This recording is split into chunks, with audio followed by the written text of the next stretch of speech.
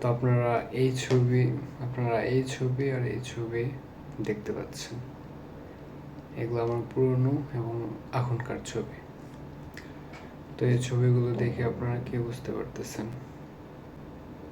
আমার skin colour কি change হয়েছে?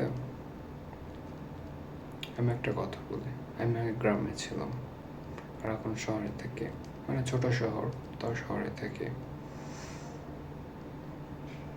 তো আপনারা কি বুঝতে পারতেছেন? অ্যাকচুয়ালি তা না। আমি গ্রামেও যেরকম ছিলাম, আমি শহরে এসেও সেরকমই আছি। হ্যাঁ, একটু ডিফারেন্স হয়েছে, বাট এগুলো হচ্ছে ক্যামেরার কামাল। আপনারা যে প্রথম পিকচারটা দেখতে পাচ্ছেন, এটা হচ্ছে 2017 সালে তোলা। 2017 সাল, মানে no touch phone, no good camera phone. ওটা ছিল বাটন ফোন, স্যামসাংয়ের একটা button phone. 0.01 megapixels maybe button phone. এরকম করে ছবি উঠেছিলাম। তা একটা খারাপ ব্যাকগ্রাউন্ডে, সেজন্য আমার স্কিন কালারটা অনেক ডার্ক আসছে। আমার গা ঘামতেছে, স্কিন কালারটা অনেক ডার্ক আসছিল। আর এখন আপনারা এই ছবিটা দেখতে পাচ্ছেন, এটা অনেক পারফেক্ট একটা লাইটিংয়ে তোলা। একটা white T shirt, perfect lighting, সব কিছু পারফেক্টলি তোলা, সেজন্য স্কিন কালারটা অনেক ভালো দেখা যাচ্ছে, ফুটে উঠছে। আমি আপনাদের এইসব জ্ঞান দিতে আসিনি যে এই প্রোডাক্ট ইউজ করতে হবে, ওই প্রোডাক্ট ইউজ করতে হবে। ভাই শোনেন, স্কিন কালার যা তাই থাকে, যেটা ন্যাচারাল সেটাই থাকে। হ্যাঁ, আমি শুনছি বাজারে অনেক নামি দামি ক্রিম পাওয়া যায়, যেখানে নাকি অনেক, ওটা রাতের বেলা নাইট ক্রিম মাখলে নাকি অনেক ফর্সা হয়ে যায় গাটা, কিন্তু ওগুলোতে অনেক ক্ষতিকারক রশ্মি থাকে, ক্ষতিকারক পদার্থ থাকে। আমি একটা নিউজে পড়ছিলাম যে পাকিস্তান থেকে ওগুলো আনা প্রোডাক্ট 2700 গুণ বেশি কেমিক্যাল দেওয়া আছে। 2700 গুণ! চিন্তা করতে পারতেছো 2700 গুণ মানে কি?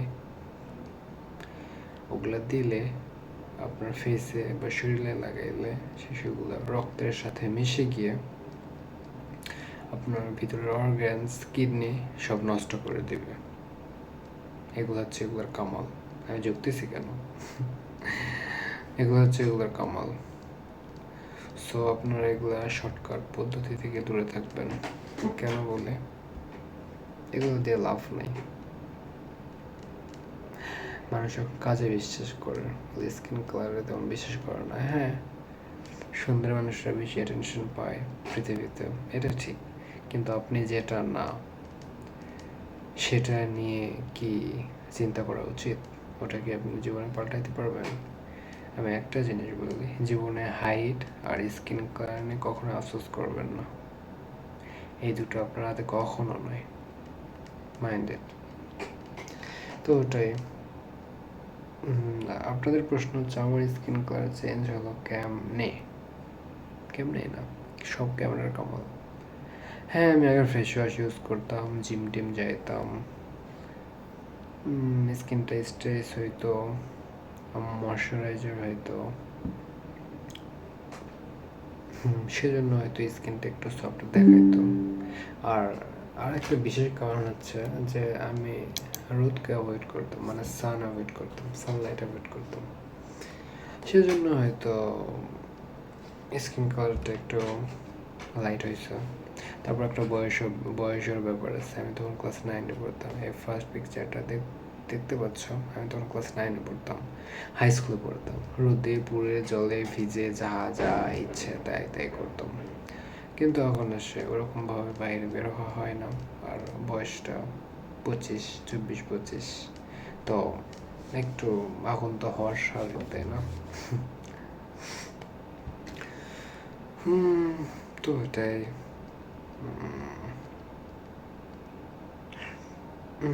তারপর আরেকটা কথা, যে আপনারা কখনোই নামি দামি ক্রিম মাখবেন না, এগুলা সব ফেক। আমি এটা এমনি বলতেছি না, আমি মাখছি, ব্যবহার করছি, সেই থেকে বলতেছি। এগুলা অনেকটাই ফেক, মানে ফেক বলতে অনেকটাই ফেক। আমি ইউজ করছি, আমার এখন অনেকগুলো প্রোডাক্টস এখন ফাঁকা পড়ে আছে বলতে আমি 700-800 টাকা দিয়ে কিনে 3-4 বার ইউজ করে বুঝতে পারছি যে এটা কোনো কাজেরই না, আমার টাকাগুলো মাটি। হ্যাঁ, স্কিন কালার পাল্টানোর আরেকটা ওয়ে আছে, সেটা হচ্ছে গ্লুটাথিয়ন। এটা সায়েন্টিফিক প্রমাণিত গ্লুটাথিয়ন, কিন্তু এটা তুমি বারবার পুশ করলে তোমার শরীরে ইফেক্ট পড়বে। কেন? এটা তোমার আপনার আপনি জন্মে যেটা পেয়েছেন তার থেকে যদি আপনি জোর করে পুশ করতেছেন যে হ্যাঁ আমার স্কিনের মেলানিনের মাত্রাটা কমে যাক, ওটা তো একটু সাইড ইফেক্ট হবে, তাই না? একটু না, ভালোই হবে। আপনি যদি বারবার প্রসেসটা করেন, তো এই জিনিসটা বারবার আপনার শরীরকে অনেক নষ্ট করে দেবে ভিতর থেকে। হয়তো বাহির থেকে বোঝা যাবে না, বাট ভিতর থেকে আপনাকে অনেক নষ্ট করে দেবে। আমার চোখ, আমি একটু ফাস্টিংয়ে ছিলাম তো সেজন্য চোখে ডার্ক সার্কেলস পড়ে গেছে। হ্যাঁ, আমার অনেক ডার্ক সার্কেলস হয়, আমার একটু অনিয়ম করলে ডার্ক সার্কেলস। এখানে আমার পিম্পল দেখতে পাচ্ছেন। আমি অনেক ইউটিউবারদের দেখছি, যেমন পাকিস্তানে একটা ইউটিউবার রুমি হেয়ার নাম না কি জানি, ও দেখে মেকআপ টেকআপ করে ফিল্টার মারে, তারপর আফটার ভিডিও রেকর্ড, তারপরে তো এডিটিং তো আছে, ওগুলো করে ভিডিও আপলোড করে বলো কি হ্যাঁ আমি কোরিয়ান স্কিন, আমি এটা আমি সেটা। ওগুলো এখন দেখলে আমার হাসি পায় যে মানুষ এগুলোও খায়,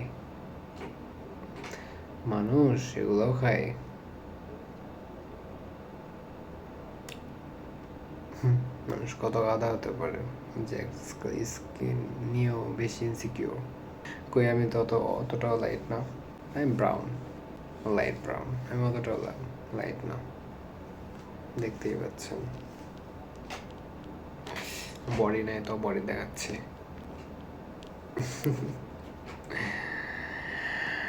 তো এইটুকু বলার জন্য আপনাদের কাছে ছিল যে স্কিন কালার নিয়ে ভাববেন না, কিন্তু একটু ভালো সব ইউজ করবেন, যেমন ডাভ, কারণ এখানে ময়শ্চারাইজার থাকে তো স্কিনটা অনেক সফট রাখে। আমি ইউজ করি বাট অতটা রেগুলার না, I M a regular person.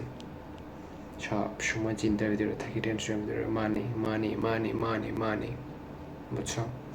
কিন্তু ছোটোবেলায় আমার অনেক ফর্সা হারিতেছে, ছোটোবেলায় বলতে ক্লাস ইন্টার পাস করার পর ফর্সা হারিতেছিল, বাট আমি তো বর্ষায় আরও ফর্সা হারিতেছিল, আরও আমি অনেক টমেটোস খাইতাম যে আরও ফর্সা হবো।